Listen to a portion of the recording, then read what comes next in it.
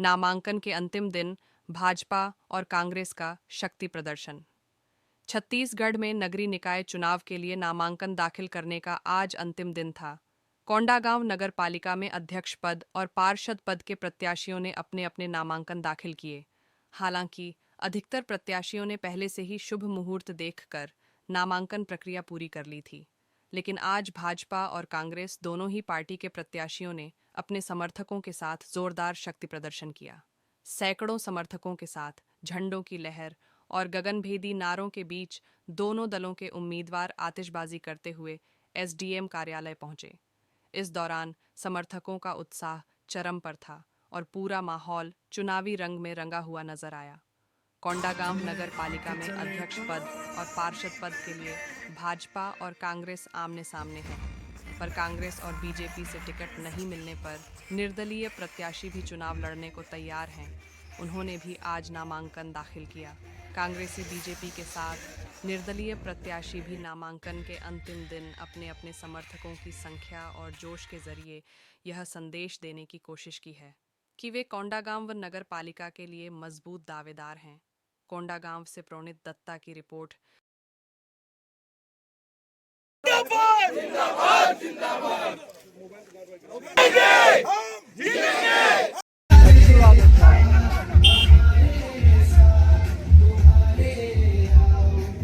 मैं जो है सबसे पहले भाजपा से नगर पालिका अध्यक्ष हेतु अपनी दावेदारी पेश किया था।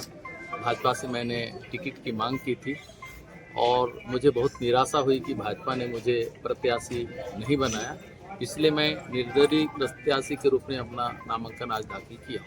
किन मुद्दों को लेकर आप ये लड़ाई लड़ेंगे? अब मुद्दे तो बहुत सारे हैं, पर मैं कुछ अलग हट के करना चाहता हूं। और आज तक हम देखते हैं नगर पालिका में जो मूलभूत सुविधाएं हैं उसको लेके आम जनता हमेशा परेशान रहती है। तो मेरा ये मानना है कि मैं उन समस्याओं को ज़मीनी स्तर से जानता हूं और उसका निदान करूंगा और मैं कुछ अलग करने का सोचा हूं। ये समय आने पर मैं इसका खुलासा करूंगा। अगर आप कोंडागांव नगर के लिए, नगर पालिका परिषद के लिए आदरणीय नरेंद्र देवांगन जी को प्रत्याशी बनाया है।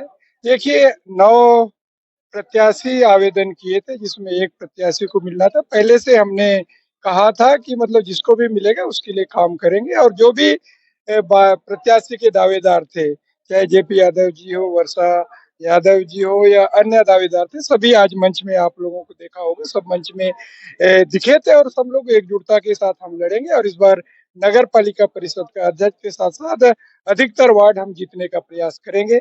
हमारे पास बहुत से मुद्दे हैं। हमारी जब सरकार थी, चाहे राजीव आश्रय योजना के तहत हमने पट्टा दिया था, नजूल के पट्टे हमने देने शुरुआत किए थे, मगर वर्तमान सरकार उसको उस आदेश को निरस्त करके उसको उनको भी निरस्त करने का आदेश दिया था। मेरे कार्यकाल में लगभग 200 करोड़ रुपया का विकास कार्य काम किए थे, चाहे कोसा टेढ़ा बांध से पानी लाने की बात हो, लगभग 111 करोड़ का भी काम शुरू हो गए हैं। उसके साथ साथ जल आवर्धन योजना, 7 करोड़ लगभग सभी समाज भवनों को, सामाजिक भवन, स्टेडियम से लेकर कई काम किए हैं। तो हम उन्हीं मुद्दों को लेकर जाएंगे।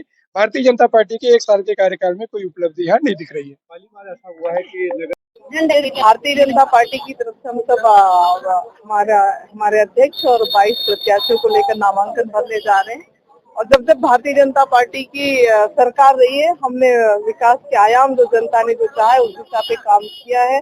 और जो डेवलपमेंट कोंडागांव शहर में आपको देखने को मिलता है, ये भारतीय जनता पार्टी की सरकार का देन है। कोंडागांव जिला बनने की बात हो, चाहे हमारी कोंडागांव के शहर के विकास की बात हो, तो आज मैं फिर से कोंडागांव की जनता से आशीर्वाद मांगती हूँ कि हमारे अध्यक्ष और हमारे पार्षदों को विजयी बनाएं और आपके सपनों के कोंडागांव को साकार करने के लिए हम सबको आशीर्वाद दें। और इसके लिए हम सब नामांकन भरने जा रहे हैं। हम सारे प्रत्याशियों को आशीर्वाद दें ताकि हम फिर से अपने कोंडागांव को, कोंडागांव वासियों के अनुरूप इसका डेवलपमेंट कर सकें। मरकाम जी को तो मैं जब से विधायक बनी उसके 7 महीने के बाद से कह रही हूँ, मैं मरकाम जी से सीधे कह रही हूँ कि आप आए, और मैं दावा करती हूँ कि आपने जितना 5 साल में काम नहीं कराया, हम 1 साल में भारतीय जनता पार्टी की सरकार में हमने कराया है। आपके सामने खड़े हो बात हो, हम तो ये कई दिनों से दावा करते हैं इस बात की। देखिए हम तो भारतीय जनता पार्टी के हमारे अध्यक्ष के साथ पूरे 22 प्रत्याशी जीत कराएंगे।